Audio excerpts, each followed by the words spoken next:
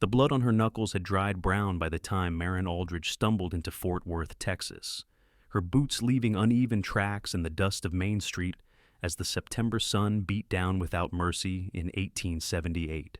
She had walked 17 miles since dawn, her cotton dress torn at the hem, her dark hair falling loose from its braid, and when she finally collapsed against the hitching post outside the Lucky Star Saloon, she knew she could not take another step without water, or she would die right there in front of God and everyone. A shadow fell across her face, blocking out that merciless sun, and she squinted up to see a man looking down at her, with eyes the color of creek water in springtime, concern etched into the weathered lines of his face. He was tall, broad-shouldered, with sun-darkened skin and dark hair that curled slightly at his collar, and he wore the practical clothes of a working cowboy, not the fancy dress of a gambler or townsman.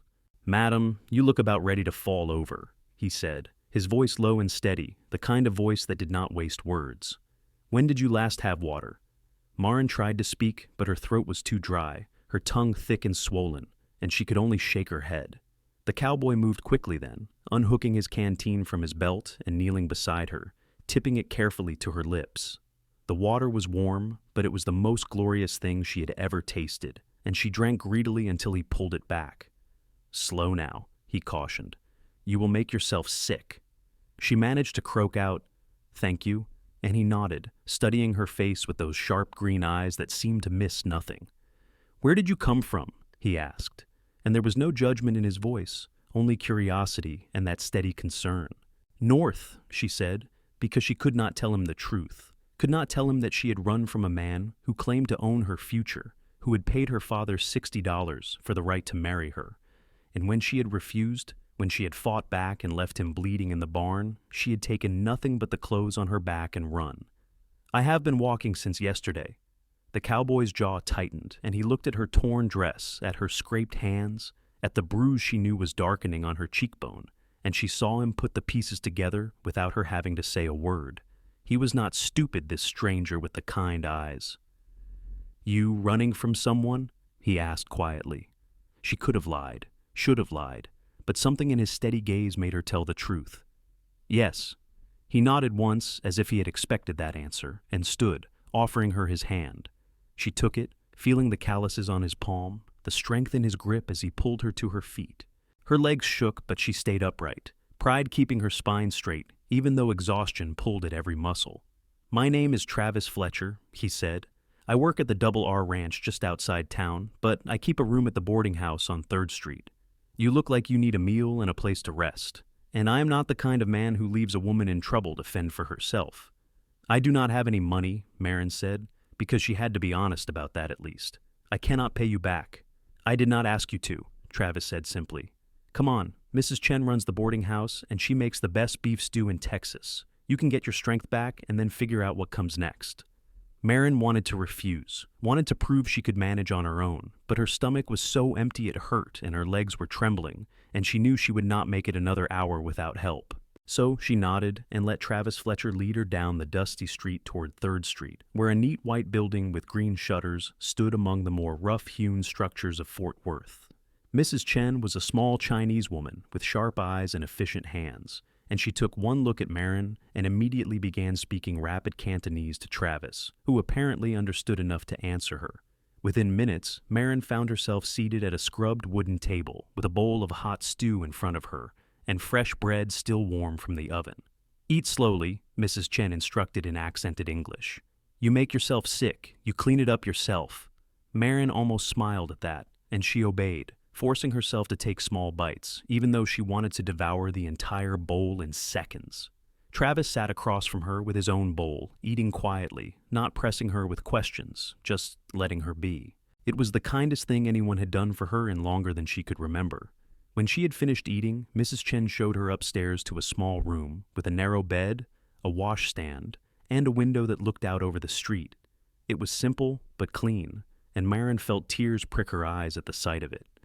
"You rest now," Mrs. Chen said firmly. "You look like death. Sleep, then we talk." But when Mrs. Chen left, Maren could not bring herself to take the bed.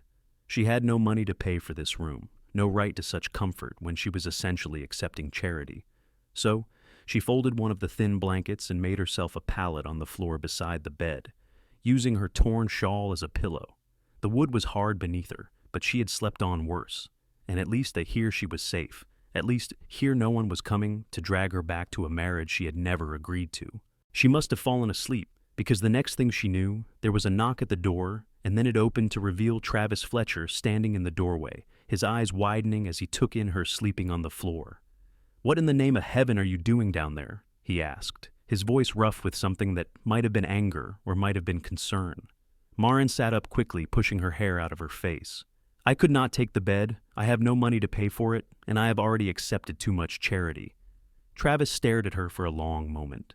Then he stepped into the room and closed the door behind him, which was probably improper, but Maren was too tired to care about propriety. He crossed his arms over his chest and looked down at her with those green eyes that seemed to see straight through her defenses. "I have an extra bed, and you are taking it tonight," he said firmly. "I paid for this room, which means I get to decide who sleeps where, and I am deciding that you are sleeping in that bed like a civilized person instead of on the floor like a dog. Do you understand me?"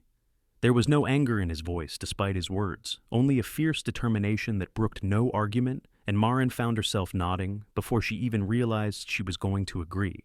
"Good," Travis said, his expression softening slightly.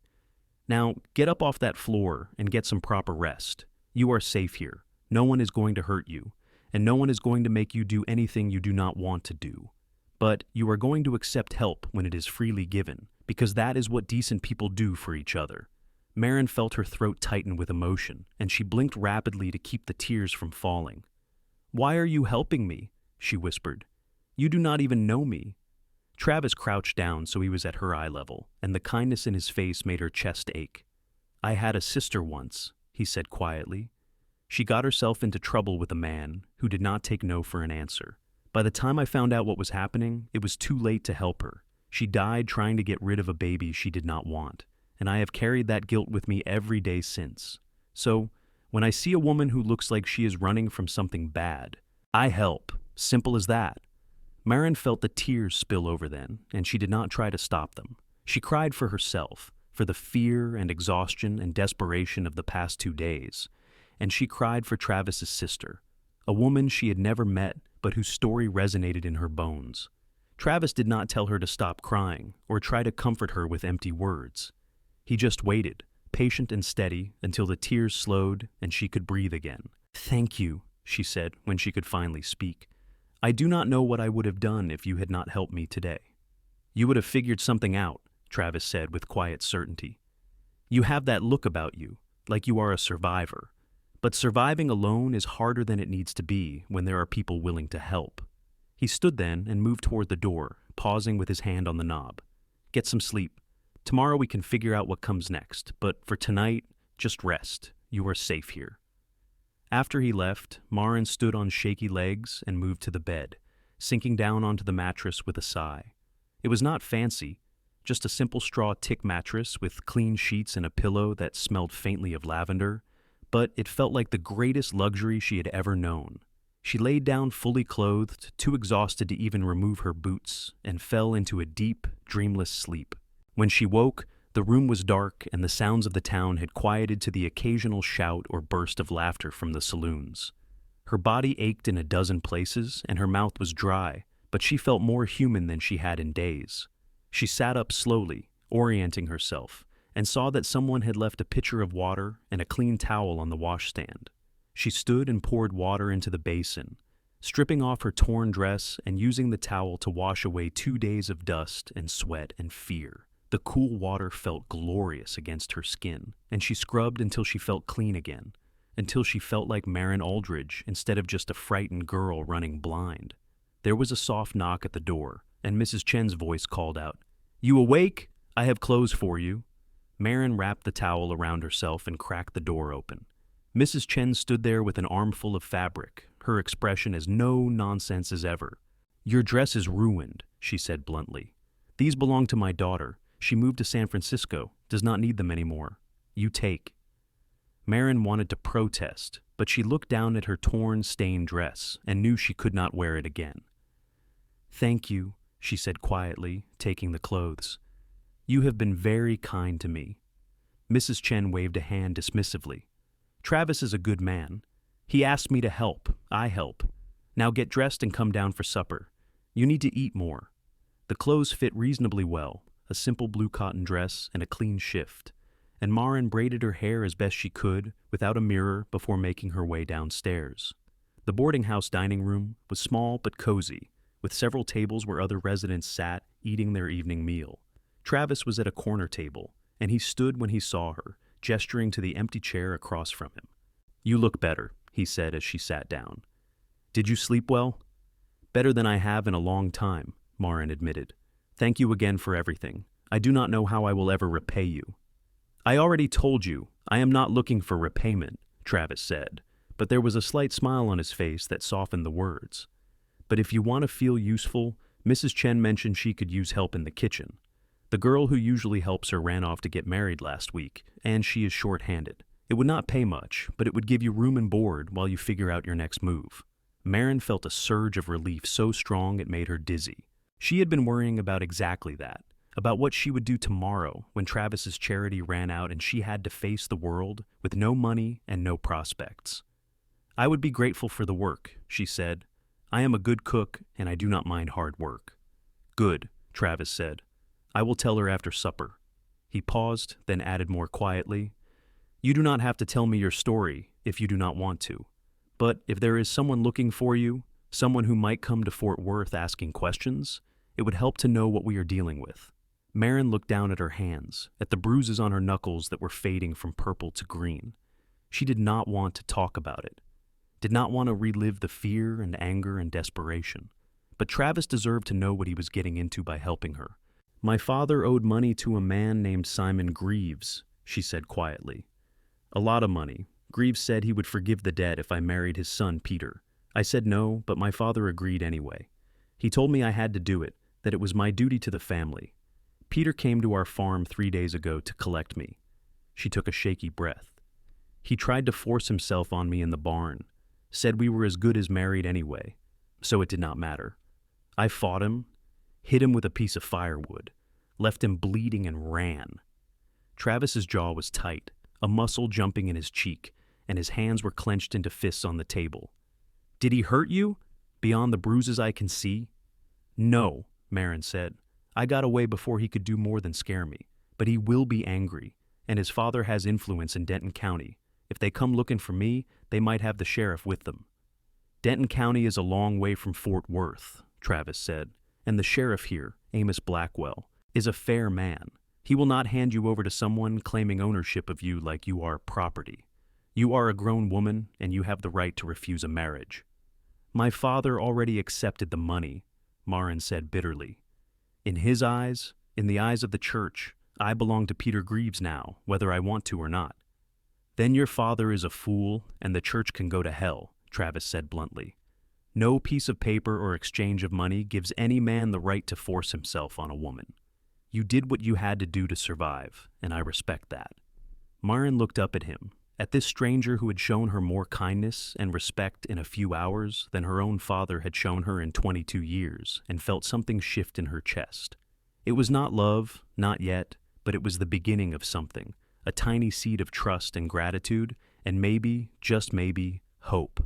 Mrs. Chen brought out bowls of rice and vegetables with strips of beef, and they ate in companionable silence. Maren watched Travis when she thought he was not looking, noting the easy way he moved, the quiet confidence that seemed to radiate from him. He was handsome in a rough-weathered way, with laugh lines around his eyes that suggested he smiled often, though she had not yet seen him truly smile. After supper, Travis spoke with Mrs. Chen in that mixture of English and Cantonese they seemed to share, and when he turned back to Maren, he nodded.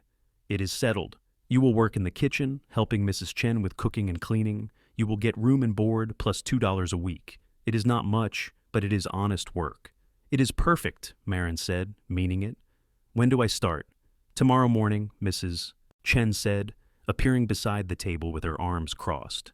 You be in kitchen at 5. We make breakfast for everyone. You work hard, we get along fine.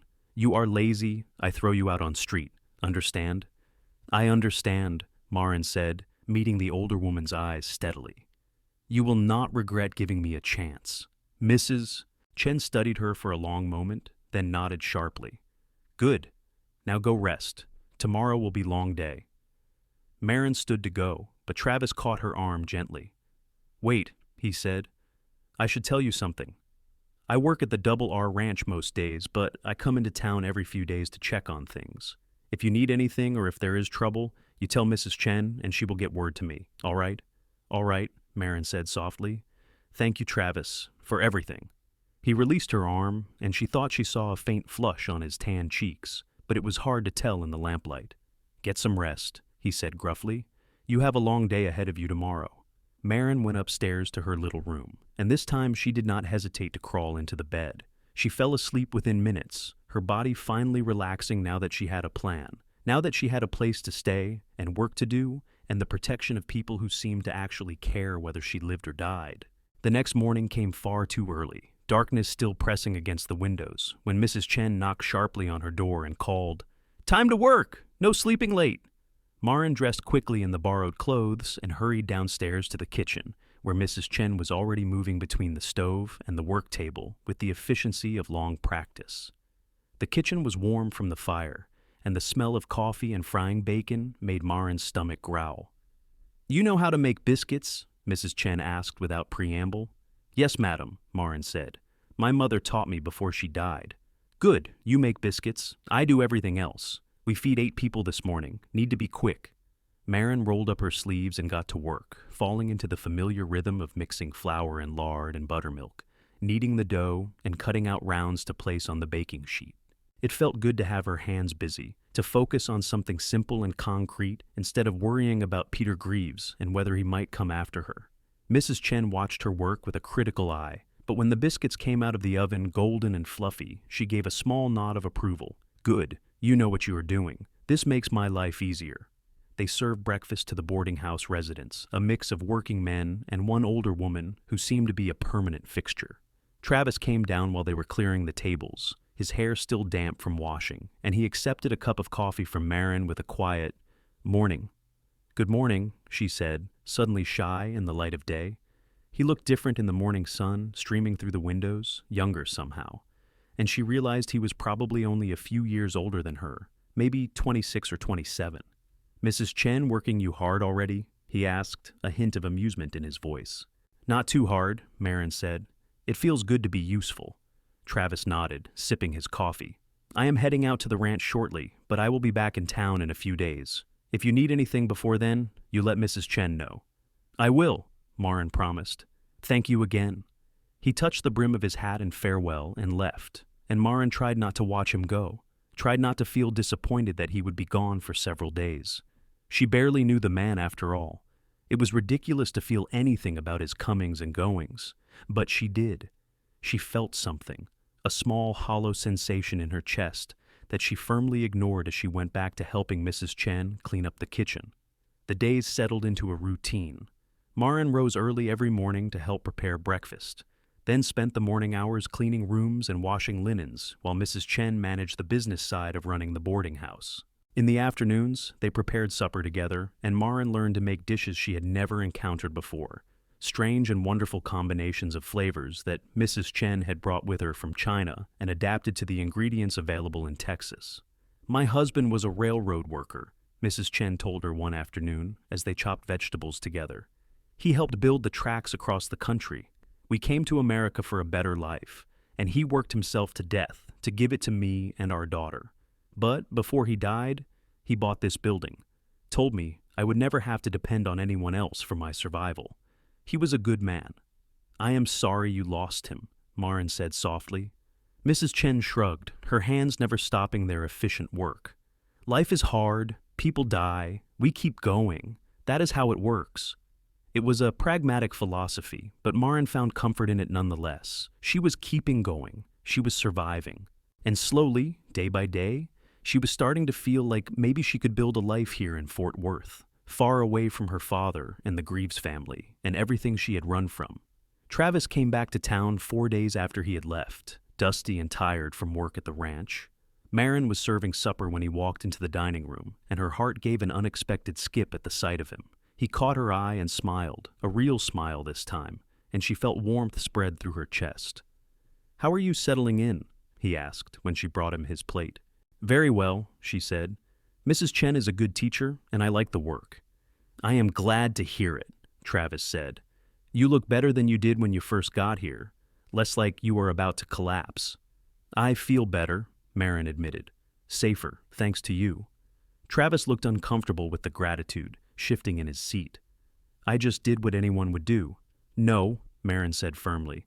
Most people would have walked right past me. You did not. That means something.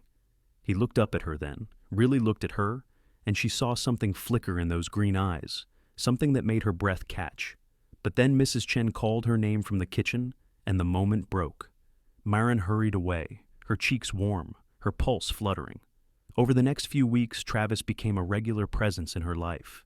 He would come to town every few days, sometimes staying overnight at the boarding house, other times just stopping by for a meal before heading back to the ranch. They fell into an easy friendship, talking during meals about everything and nothing. He told her about life on the Double R Ranch, about the horses he trained and the cattle drives he had been on. She told him about growing up on a struggling farm in Denton County, about her mother who had died of fever when Maren was 14, about the books she had managed to read, despite her father's insistence that education was wasted on girls.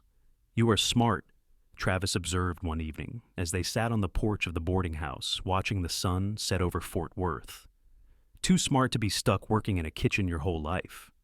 What else would I do? Maren asked. I have no education beyond what I taught myself, and no money to get one. You could do anything you set your mind to, Travis said with quiet conviction. I have known you less than a month, and I can already see that you are the kind of person who makes things happen. Maren felt her chest tighten with emotion. No one had ever talked to her like that before, like she had potential beyond being someone's wife or someone's servant. That is kind of you to say. It is not kindness, it is truth, Travis said. He was quiet for a moment, then added, You know, the school teacher in town has been looking for someone to help her with the younger children. She is getting old, and she cannot manage a full classroom by herself anymore. It does not pay much, but it would be a chance to be around books and learning again. If that is something that interests you. Maren stared at him. You are serious? I would not say it if I was not, Travis said. I can introduce you to her if you want. Her name is Miss Sarah Green, and she is a good woman, fair-minded. I would like that, Maren said, hardly daring to believe it. I would like that very much. Travis smiled at her, that real smile that made his whole face light up, and Maren felt her heart do a strange little flip in her chest. She was in trouble, she realized. She was falling for this man, this kind, steady cowboy who had saved her life and asked for nothing in return. True to his word, Travis introduced her to Miss Sarah Green the following week. The school teacher was a thin, gray-haired woman in her 60s with sharp blue eyes and a no-nonsense manner that reminded Maren a bit of Mrs. Chen. She interviewed Maren thoroughly, asking about her education and her experience with children, and then she had Maren read aloud from a McGuffey reader to test her literacy. You read well, Miss Green said when Maren finished. Better than half the adults in this town. Can you do arithmetic? Maren demonstrated her skills with numbers, working through several problems that Miss Green wrote on a slate, and when she finished, the older woman nodded in satisfaction. You will do, she said. I can pay you $3 a week to help with the younger children in the mornings. You would be teaching them their letters and basic arithmetic, helping them with their reading. Can you manage that along with your work for Mrs. Chen? Yes, madam, Maren said eagerly. I can start as early as you need me. Monday morning, then, Miss Green said. School starts at 8. Do not be late. Maren felt like she was floating as she left the schoolhouse. She had a job teaching, actually teaching. It was more than she had ever hoped for when she had fled her father's farm, with nothing but the clothes on her back. She found Travis waiting for her outside, leaning against the fence with his hat tipped back. Well, he asked, how did it go? She hired me, Maren said, and she could not keep the smile off her face. I start on Monday. Travis grinned, and before Maren quite knew what was happening, he had swept her up in a hug, lifting her feet off the ground. She laughed in surprise, her hands instinctively gripping his shoulders for balance, and when he set her down, they were standing close enough that she could see the gold flecks in his green eyes. I am proud of you, he said softly. You have come so far in such a short time. Because you helped me, Maren said, her voice equally soft. I would not be here without you, Travis. You would have found a way, he said, but I am glad I could be part of it. They stood there for a long moment, something unspoken hanging in the air between them, and Maren thought he might kiss her. She wanted him to kiss her, she realized. But then a wagon rattled past on the street, breaking the moment, and Travis stepped back, clearing his throat. I should get you back to the boarding house, he said. Mrs. Chen will be wondering where you are. Maren nodded, trying to hide her disappointment. They walked back through town side by side, not quite touching, and Maren wondered if Travis felt the same pull she did, the same growing awareness that what was between them was becoming more than just friendship. The weeks turned into months. Autumn gave way to winter, and Fort Worth prepared for the holidays. Maren settled into her dual roles at the boarding house and the schoolhouse, and she found she loved teaching the children even more than she had expected. They were eager and bright, and she took satisfaction in watching them progress from stumbling over simple words to reading entire sentences. Travis continued to come to town regularly, and their friendship deepened into something more. He started finding excuses to spend more time in Fort Worth, and Maren noticed that he seemed to time his visits to coincide with her free hours. They would take walks together through town, or sit on the porch of the boarding house talking until the stars came out. He told her about his childhood in Missouri, about how he had come west after his sister died, because he could not stand to stay in a place that held so many painful memories. She told him about her dreams of maybe one day opening a school of her own, a place where children could learn, regardless of whether their families could pay. You will do it, Travis said with absolute certainty. I have no doubt. It was early December when everything changed. Maren was helping Mrs. Chen prepare supper when there was a loud knock at the front door of the boarding house. Mrs. Chen went to answer it, and Maren heard raised voices, followed by Mrs. Chen's sharp tone saying, "She is not here. You leave now." Maren's blood ran cold. She knew that voice, the one demanding to see her. It was Peter Greaves. She crept to the kitchen door and peered into the hallway. Peter stood in the doorway, bigger and more brutish than she remembered, with a healing scar across his forehead, where she had hit him with the firewood. Behind him stood two other men, one of whom wore a sheriff's badge. I have a legal right to her, Peter was saying. Her father accepted payment for her hand in marriage. That makes her my property, and I want her returned. This is Texas, not the Dark Ages, Mrs. Chen said icily. Women are not property. Now get out of my house. I have a warrant, the man with the badge said, and Maren recognized him as a deputy from Denton County, not the Fort Worth sheriff. She assaulted Mr. Greaves and fled. She needs to come back and answer for her crime. Maren felt panic rising in her throat. She could not go back. She would not go back. But what could she do against three men, one of them armed with the law? Before she could make a decision, the front door banged open again, and Travis strode in, his face dark with anger. What is going on here? He demanded. Travis Fletcher, the deputy said, nodding in recognition. These men are looking for a woman named Maren Aldridge. She is wanted in Denton County for assault. Assault? Travis repeated, his voice dangerously quiet. Is that what you call fighting off a man who tried to force himself on her? Peter's face flushed red. That is a lie. She is my promised wife. I have every right to her. You have no rights to her, Travis said flatly. And that warrant is not worth the paper it is written on. This is Fort Worth, not Denton County, and you have no jurisdiction here. Now, I suggest you leave before I escort you out myself. The deputy shifted uncomfortably. Look, Fletcher, I am just doing my job. The law says a woman has the right to refuse a marriage, Travis interrupted. And the law says no man can force himself on a woman, no matter what agreement was made. You want to arrest someone? Arrest him for attempted rape. Peter lunged forward, but Travis was faster, catching him by the collar and slamming him back against the doorframe hard enough to rattle his teeth. You touch her again, and I will kill you, Travis said, his voice low and deadly serious. Do you understand me? That is a threat, the deputy said weakly. That is a promise, Travis corrected. Now take these men and get out of here. If they come back, I will take this to Sheriff Blackwell, and we will see who the law sides with. The deputy looked between Travis and Peter, clearly weighing his options, and finally he took Peter's arm. Come on, we can take this through official channels. She is mine, Peter snarled at Travis. Her father sold her to me. I paid good money. Then you wasted your money, Travis said coldly, Because she is not for sale, and she is not going anywhere with you. Peter looked like he wanted to argue further, but the deputy pulled him away, and the third man followed. When the door closed behind them, Travis turned to find Maren standing in the kitchen doorway, her face pale and her hands shaking. "Are you all right?" he asked, crossing to her in 2 long strides. Maren nodded, not trusting her voice. Travis pulled her into his arms, and she let herself lean against his solid warmth, let herself shake while he held her steady. "He will come back," she whispered against his chest. "He will not give up." "Let him try," Travis said grimly. "I meant what I said. He touches you again, and I will kill him.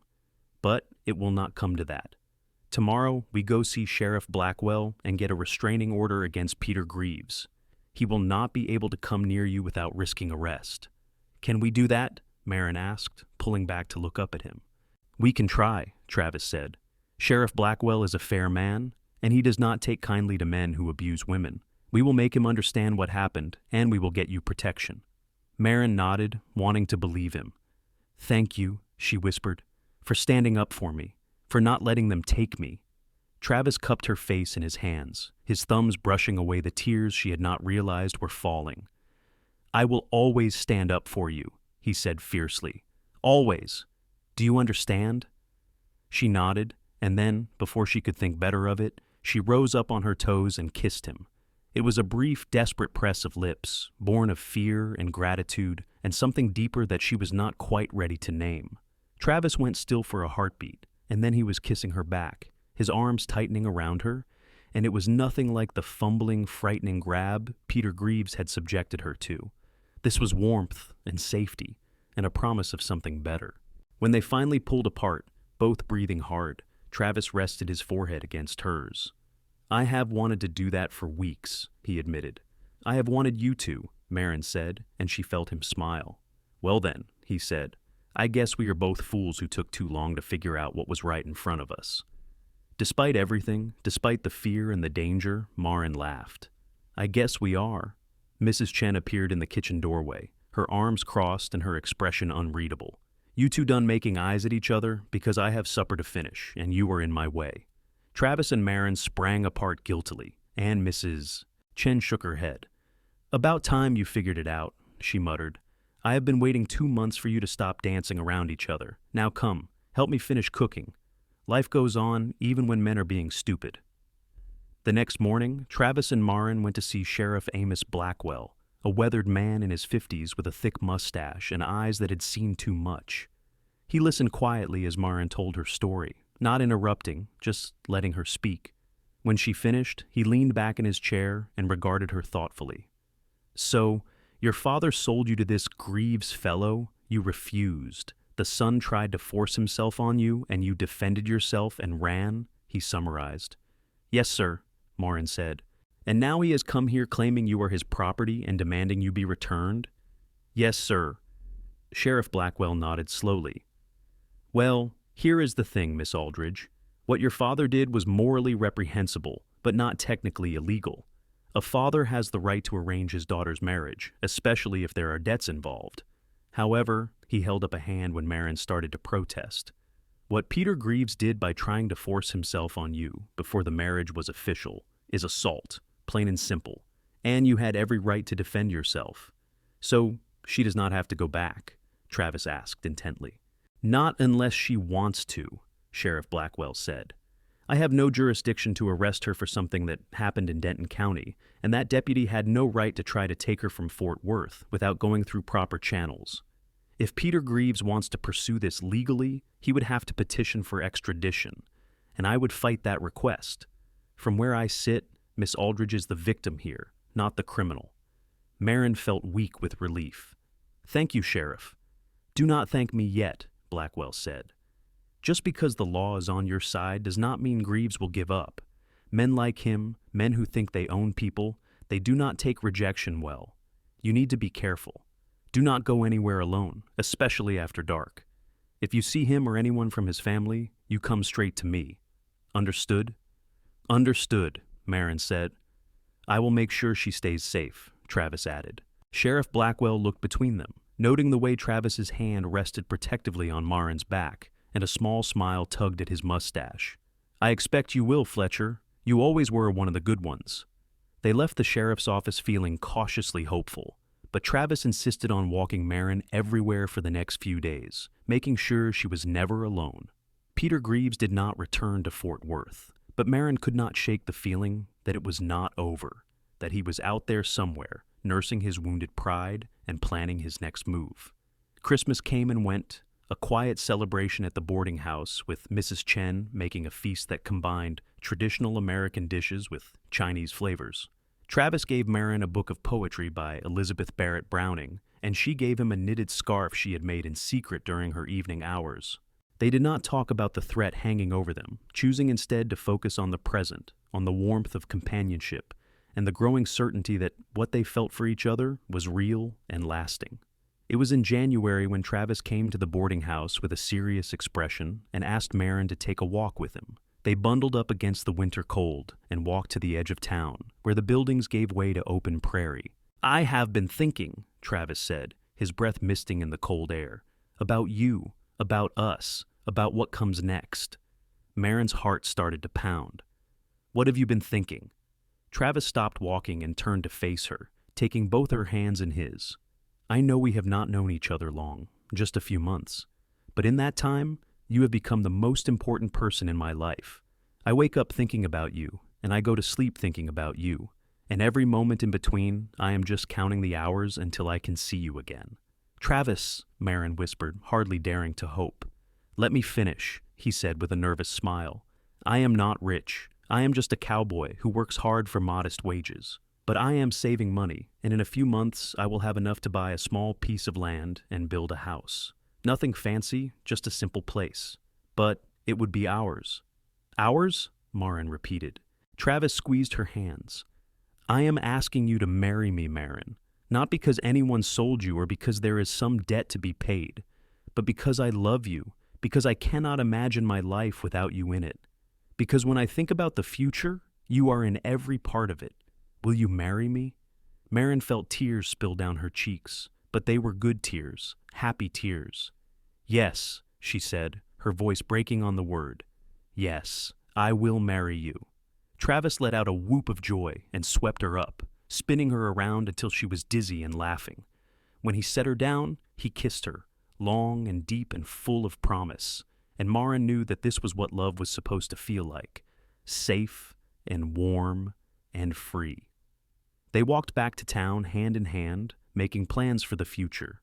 They would marry in the spring, Travis said, after he had saved enough to buy the land.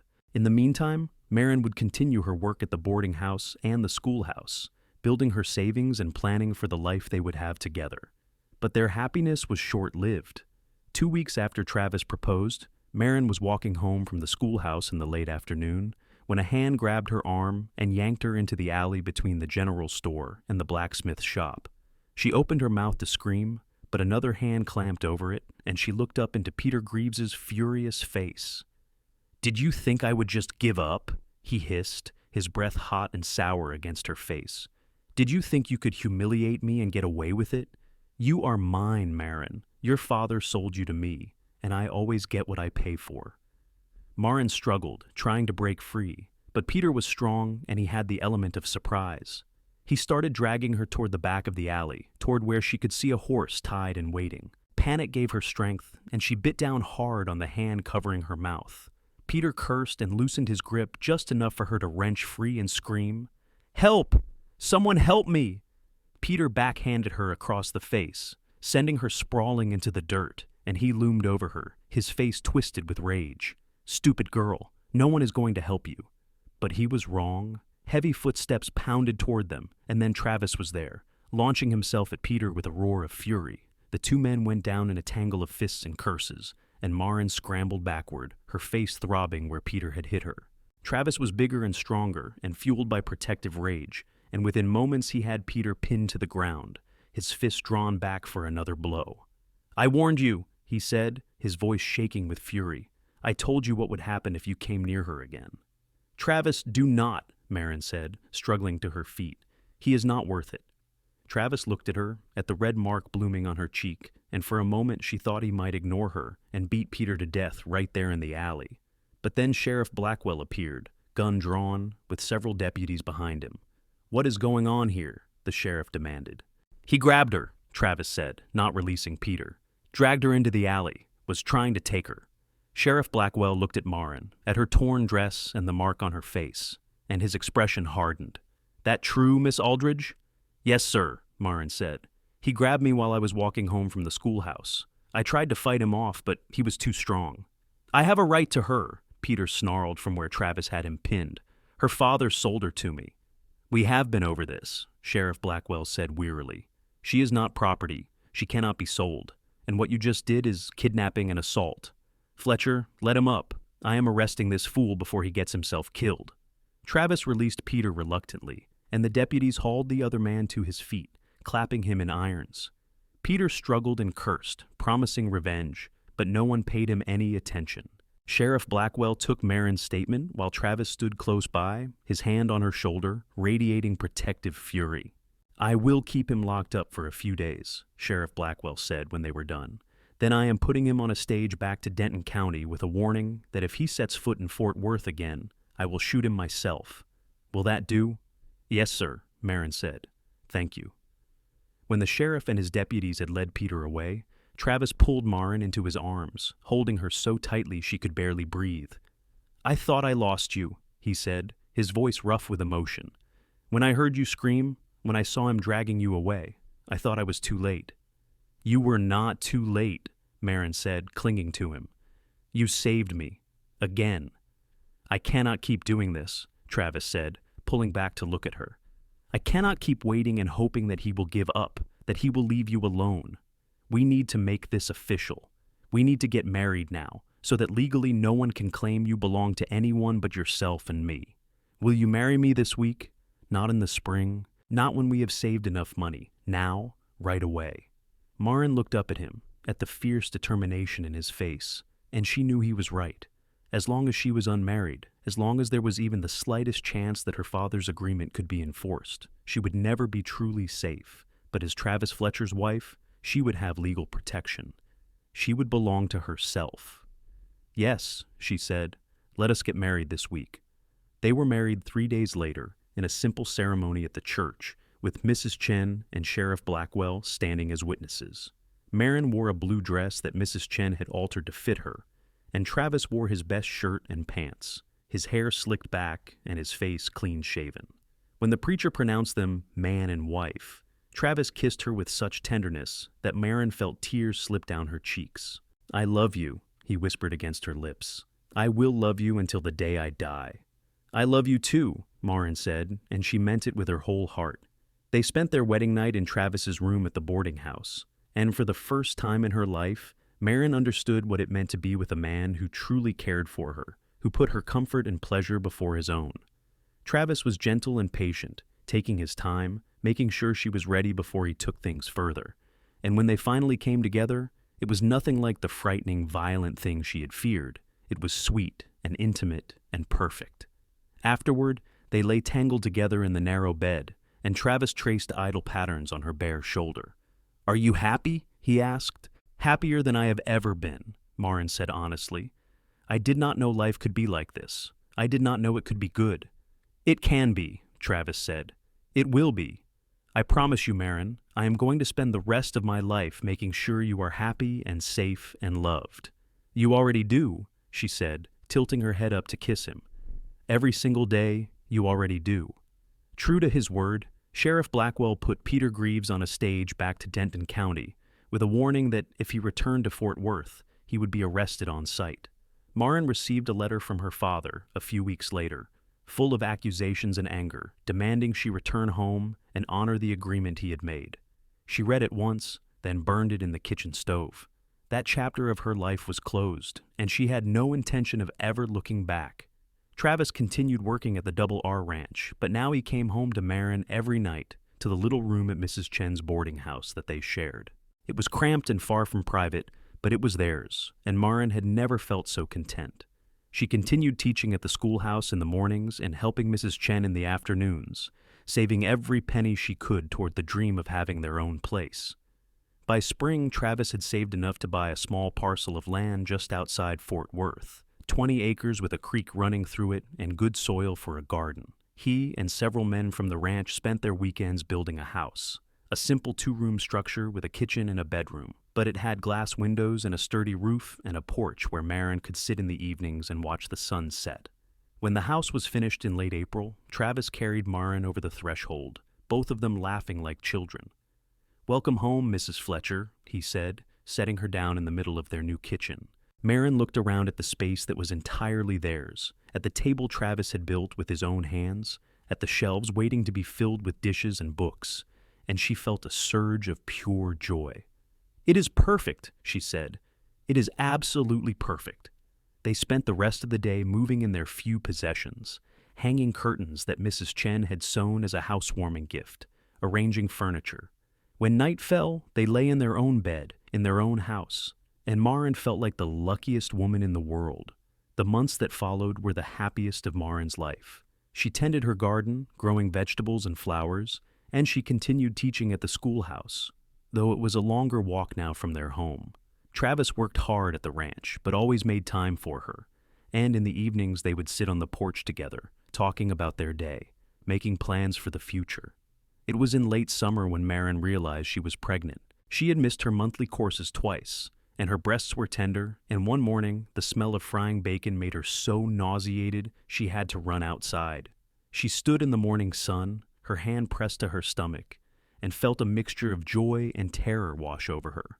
She told Travis that evening, watching his face carefully for his reaction. For a moment, he just stared at her, and then a slow smile spread across his face, the biggest, happiest smile she had ever seen from him. "A baby?" he said, his voice full of wonder. "We are going to have a baby?" "Yes," Maren said, and then she was in his arms, and he was lifting her up and spinning her around just like he had when she had agreed to marry him. "I am going to be a father," he said, setting her down gently as if she might break. "I am going to be a father. Lord, Maren, I did not think I could be any happier than I already was, but this is beyond anything I ever imagined." "You are happy?" she asked, needing to hear him say it. "Happy?" Travis repeated. "I am over the moon. I am the luckiest man in Texas, in the whole country. We are going to have a baby." Maren laughed, relief and joy bubbling up inside her. She had been afraid that a baby would be too much too soon, that Travis might feel trapped or burdened. But looking at his face, at the pure joy radiating from him, she knew her fears had been groundless. This was a man who wanted a family, who wanted a life with her, who was ready to be a father. The pregnancy was not easy. Maren suffered from terrible morning sickness for the first few months, and she was exhausted all the time. She had to give up her work at the schoolhouse when she got too big to stand for long periods, and she missed teaching, missed the children. But Travis was endlessly patient and supportive, taking over more of the household chores, making sure she rested, bringing her crackers and ginger tea when the nausea was bad. "You are doing the hard work," he would say whenever she tried to apologize for not being able to do more. "Growing a whole human being, that is more important than anything else." The baby was born on a cold February night in 1879, after 12 hours of labor that left Maren exhausted and sweating, and sure she was going to die. But the midwife, a capable woman named Mrs. Johnson, talked her through it, and Travis held her hand and let her squeeze until she thought she might break his fingers, and finally, the baby came. "It is a boy," Mrs. Johnson announced, holding up the squalling, red-faced infant. "A healthy baby boy." Travis was crying, actual tears running down his face as he looked at his son. "He is perfect," he said, his voice choked with emotion. "Maren, he is perfect." Maren held out her arms, and Mrs. Johnson placed the baby against her chest, and she looked down at this tiny person, this miracle, and felt her heart expand to hold more love than she had known was possible. "What should we name him?" Travis asked, sitting on the edge of the bed and putting his arm around both of them. Maren thought for a moment. "What was your father's name?" she asked. "Daniel," Travis said. "Then we will name him Daniel," Maren said. "Daniel Fletcher. Does that sound right to you?" "It sounds perfect," Travis said, and he leaned in to kiss her forehead. "You are amazing. You did such a good job. I am so proud of you." Maren smiled tiredly. "We made a good team," she said, "like we always do." Daniel was a colicky baby who did not sleep much and cried often, and those first few months were exhausting. But Travis took to fatherhood like he had been born for it, walking the floors with Daniel when he fussed, changing his diapers without complaint, singing him nonsense songs that somehow soothed him when nothing else would. Maren would wake in the middle of the night to find Travis sitting in the rocking chair with Daniel asleep on his chest, both of them peaceful in the lamplight, and her heart would swell with love for her little family. As Daniel grew, as he learned to smile and laugh and eventually crawl, Maren found herself thinking about the schoolhouse, about her dream of opening her own school. Money was tight with a baby to provide for, but she had not given up on the idea. She started planning, making lists, calculating what they would need. One evening when Daniel was almost a year old, she showed her plans to Travis.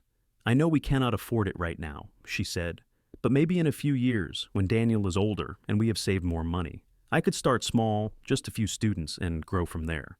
What do you think?" Travis studied her plans, his expression serious. "I think you should do it," he said. "Not in a few years. Now." "Travis, we do not have the money," Maren protested.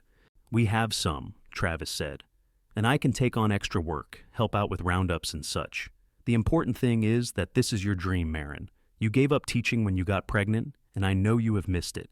You light up when you talk about the children at the schoolhouse. I do not want you to put your dreams on hold because of money. We will figure it out." Maren felt tears prick her eyes. "Are you sure?" "I have never been more sure of anything," Travis said firmly. "You have supported me in everything I have wanted to do. Let me support you in this. Let us make your dream happen." It took 6 months of planning and saving and hard work, but in the fall of 1880, Maren opened the Fletcher Academy in a converted barn on their property. It was nothing fancy, just rough benches and a wood stove and a blackboard that Travis had built himself, but it was hers. She started with 5 students, children from neighboring farms whose parents could not afford to send them to the schoolhouse in town. She charged modest fees, just enough to cover the cost of books and supplies, and she taught reading and writing and arithmetic, history, and geography. Word spread about the quality of her teaching, and within a year, she had 15 students. Travis built proper desks and added shelves for books, and Maren ordered slates and chalk and readers. The Fletcher Academy became known as a place where children could get a solid education, regardless of their family's financial situation. And Maren took pride in every student who learned to read under her instruction. Daniel grew into a bright, curious toddler who loved being around the older children at the academy. He would sit in the corner, playing with his wooden blocks while Maren taught, occasionally piping up with questions that made the older students laugh. Travis would stop by during his lunch break to check on them, and Maren would look up from her lessons to see him standing in the doorway, smiling at her with such love and pride that it took her breath away. They had been married 3 years when Maren realized she was pregnant again. This time she knew the signs immediately, and she told Travis one evening after they had put Daniel to bed. "Another baby?" Travis said, and then he was grinning. "Daniel is going to be a big brother. He will love that." The second pregnancy was easier than the first, and Maren was able to continue teaching almost until the end. Their daughter was born in the spring of 1881, a tiny, perfect girl with dark hair and her father's green eyes. They named her Rose, after Travis's mother, and Daniel was fascinated by his baby sister, wanting to hold her and help with everything. Life settled into a new rhythm with 2 children. The Fletcher Academy continued to grow, and Travis was promoted to foreman at the Double R Ranch, which came with better pay and more responsibility. They added a room onto the house for the children, and Travis built a proper schoolhouse building, separate from their home, so that Maren could have more space for her growing number of students. The years passed in a blur of good and simple moments. Daniel started attending his mother's academy when he turned 5, proving to be as bright as she had hoped. Rose grew into a sweet, gentle child who loved flowers and animals. Travis's hair started to show silver at the temples, and Maren found laugh lines around her own eyes when she looked in the mirror. They were happy, truly happy, in a way that still sometimes surprised Maren. She had not known, that day she stumbled into Fort Worth with dried blood on her knuckles, that this life was possible. She had not known that love could be kind and steady and sure. It was a warm spring evening in 1885, 7 years after they had first met, when Travis found Maren sitting on the porch watching Daniel and Rose chase fireflies in the gathering dusk. He sat down beside her, taking her hand in his. "What are you thinking about?" he asked. "How lucky I am," Maren said softly. "How different my life could have been if you had not stopped to help me that day." Travis squeezed her hand. "I was the lucky one," he said. "I was just going about my day, and then there you were, the most stubborn, brave, beautiful woman I had ever seen. You changed my life, Maren, gave me a purpose, a family, a reason to be better. We changed each other's lives," Maren said, leaning her head against his shoulder. "We saved each other." They sat in comfortable silence, watching their children play, and Maren thought about the journey that had brought her here. She thought about the girl she had been, frightened and desperate, sleeping on the floor of a boarding house room because she did not believe she deserved the bed. She thought about Travis, this kind cowboy who had seen her at her lowest point and offered help without expecting anything in return. And she thought about all the moments between then and now, the small choices and large ones that had led them to this porch, this life, this love. "I love you," she said, the words as true now as they had been the first time she said them. "I love you too," Travis said, kissing the top of her head. "Always have, always will." Daniel came running up to the porch then, Rose toddling behind him, both of them breathless and laughing. "Mama, Papa, come catch fireflies with us," Daniel begged.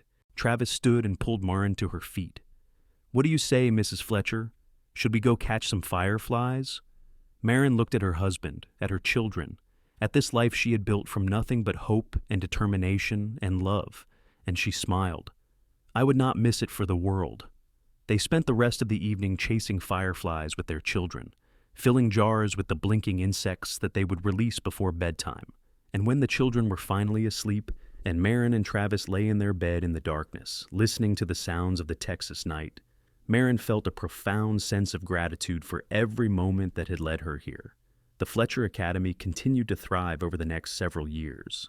Maren hired an assistant teacher when the number of students grew beyond what she could manage alone. A young woman named Clara, who had been one of her first students and had returned after finishing her own education. Together, they taught over 30 children, and the academy gained a reputation as one of the best small schools in the region. Travis continued working as foreman at the Double R Ranch, and he and Maren saved carefully, investing in more land and a few head of cattle. They were not wealthy, but they were comfortable, and more importantly, they were happy. Their children grew strong and healthy, Daniel showing an aptitude for mathematics and engineering, Rose displaying a love for literature and art. It was in the winter of 1888 when Maren discovered she was pregnant for the third time. She was 32 years old, and this pregnancy felt different from the start, harder on her body. Travis worried, hovering over her until she had to shoo him away so she could get her work done. But she saw the fear in his eyes, the memory of how hard the first birth had been, and she tried to be patient with his concern. Their second son was born in the summer of 1889, another difficult labor that left Maren weak and exhausted. But the baby was healthy, a robust boy with a shock of dark hair and lungs that announced his arrival to the entire county. They named him Samuel, and Daniel and Rose were delighted to have another sibling. With 3 children, life became more chaotic. Maren had to step back from teaching for a while to focus on the baby, and Clara took over running the academy. Travis hired a young cowboy to help with the ranch work so he could spend more time at home, and together they navigated the challenges of raising 3 children while maintaining their school and their small ranch. The years continued to pass, marked by the milestones of their children's lives. Daniel graduated from the Fletcher Academy at age 13 and went on to study at a larger school in Dallas, his dream to become an engineer. Rose showed such talent for painting that Travis commissioned a proper art studio to be built for her, a small room with big windows where she could work. Samuel proved to be a handful, full of energy and mischief, keeping his parents on their toes. It was in the spring of 1895, 17 years after they had first met, that Maren and Travis celebrated their wedding anniversary by taking a rare day away from the children and the academy and the ranch.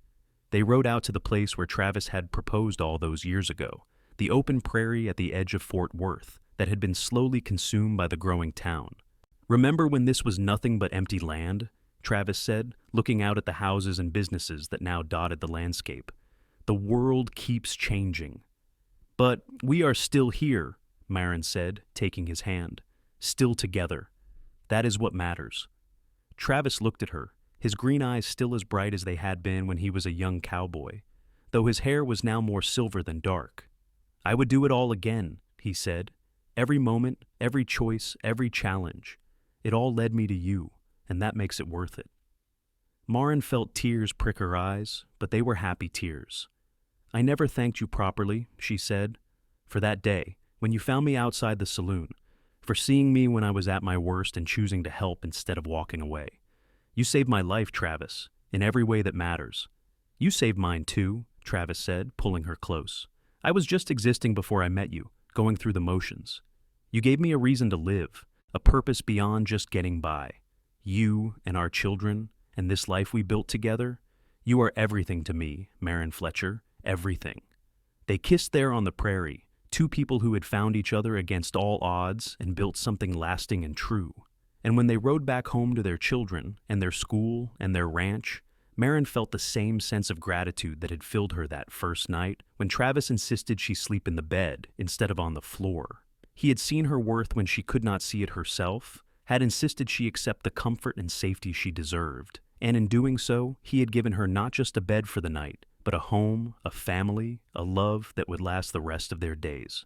Daniel finished his engineering studies and returned to Fort Worth, taking a position with the railroad and eventually marrying a school teacher he met through his mother's academy.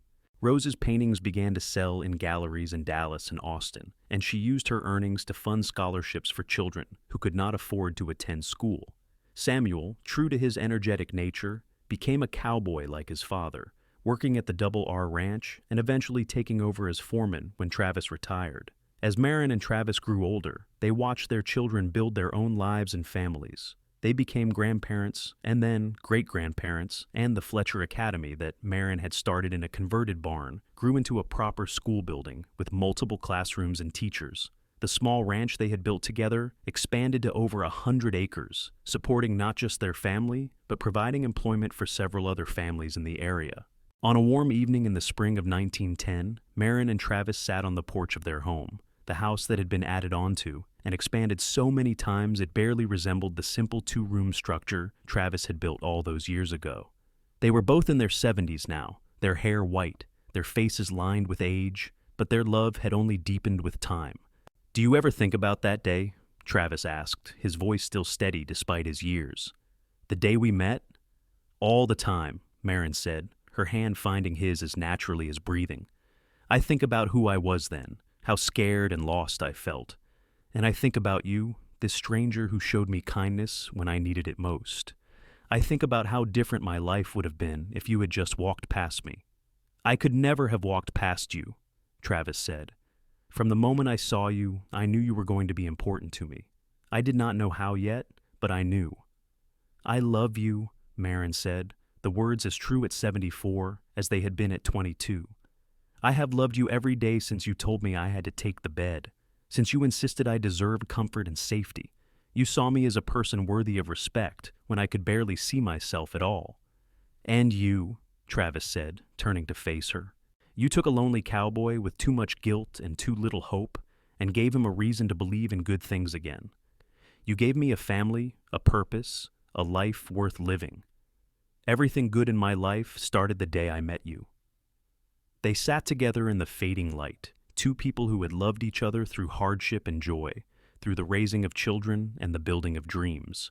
Around them, their family gathered for Sunday dinner, as they did every week, the house full of children and grandchildren and great-grandchildren, all of them the legacy of a love that had started with a simple act of kindness on a dusty street in Fort Worth.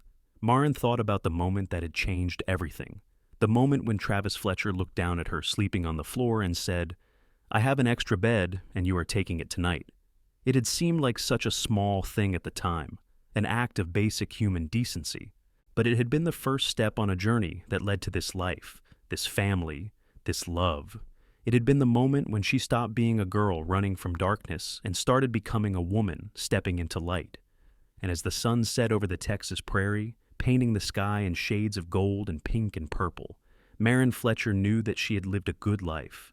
Not an easy life, certainly. There had been struggles and sorrows, challenges and heartaches, but through it all, there had been love. The kind of love that lifts you up when you fall, that sees your worth when you cannot see it yourself, that insists you deserve a bed instead of the floor. The kind of love that lasts a lifetime and builds a legacy that will endure long after you are gone. That night, Maren and Travis went to bed in the room they had shared for over 30 years, and they fell asleep holding hands the way they had every night since they were married. And in their dreams, they were young again, meeting for the first time on a dusty street in Fort Worth. Two souls finding each other in a world that could be harsh and unforgiving, choosing kindness and love and hope instead of fear. The years continued to pass, as they always do. Travis Fletcher died peacefully in his sleep at the age of 79, with Maren holding his hand and their children gathered around his bed. Maren lived another 5 years without him, continuing to visit the Fletcher Academy even though she no longer taught, watching her legacy grow and flourish. She spent her final years surrounded by family, telling stories of the old days, of Fort Worth in 1878, of a cowboy who saved her life and won her heart. When Maren died at 81, the entire town of Fort Worth turned out for her funeral. The Fletcher Academy closed for the day in her honor, and her students, past and present, stood in the cemetery and remembered a woman who had believed in the power of education and kindness. She was buried next to Travis, their graves marked with simple stones that bore their names and the dates of their lives and a single line: together, always. The Fletcher Academy continued to operate for another 50 years, educating generations of children before eventually being absorbed into the public school system. The ranch that Travis and Maren built remained in the family, passed down through their children and grandchildren. And the story of their love, of the cowboy who insisted a frightened girl deserved better than sleeping on the floor, became a family legend told and retold, a reminder that sometimes the greatest love stories begin with the simplest acts of kindness. Their great-great-grandchildren would grow up hearing the story of how Maren Aldridge stumbled into Fort Worth with blood on her knuckles and met Travis Fletcher, who saw past her desperate circumstances to the strong, intelligent woman beneath. They would hear about the courtship that grew from friendship, the marriage that was built on respect and trust, the family that was raised with love and dedication. They would hear about the Fletcher Academy and the small ranch that became a legacy, about two people who chose each other and built a life that mattered. And sometimes, on warm spring evenings when the fireflies danced in the dusk, the descendants of Maren and Travis Fletcher would sit on porches across Texas and remember their ancestors. They would think about the courage it took for Maren to run from a life she did not want, the kindness Travis showed in helping a stranger, the love they built together through decades of partnership and devotion. They would remember that their family began with a simple choice: to show compassion to someone in need, to see the worth in another person, to insist that everyone deserves comfort and safety and respect. The story of Maren and Travis Fletcher became more than just a family history. It became a reminder that love can bloom in the most unexpected places, that kindness can change lives, that the choices we make in a single moment can ripple forward through generations. It became a testament to the power of seeing someone's true worth, of offering help without expecting anything in return, of building a life together one day at a time.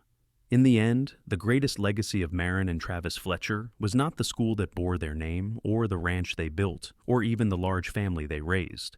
It was the example they set of what love could be: patient and kind, steadfast and true, built on a foundation of mutual respect and genuine care for each other's well-being. It was the proof that even in the harsh world of the Old West, even in circumstances of desperation and fear, love could triumph. Goodness could win. And two people who started with almost nothing could build something beautiful that would last forever. Their story lived on, passed down through the generations, a reminder that sometimes the most profound love stories begin not with grand gestures or dramatic declarations, but with a cowboy looking at a woman sleeping on the floor and saying, "I have an extra bed and you are taking it tonight." With one person seeing another's struggle and choosing to help, with kindness offered freely and gratefully received, with two hearts finding each other against all odds and choosing to stay together through everything life brought their way. And in that simple beginning, in that moment of compassion and recognition of human dignity, an entire lifetime of love was born. A love that built a family, created a legacy, and proved that sometimes the greatest adventures start with the smallest acts of kindness. Sometimes forever begins with offering someone a place to rest, with insisting they deserve better than the floor, with seeing their worth when they cannot see it themselves. That was the story of Maren and Travis Fletcher, and it was a story worth telling, worth remembering, worth passing down through the generations as a reminder of what love could be when it was built on the right foundation.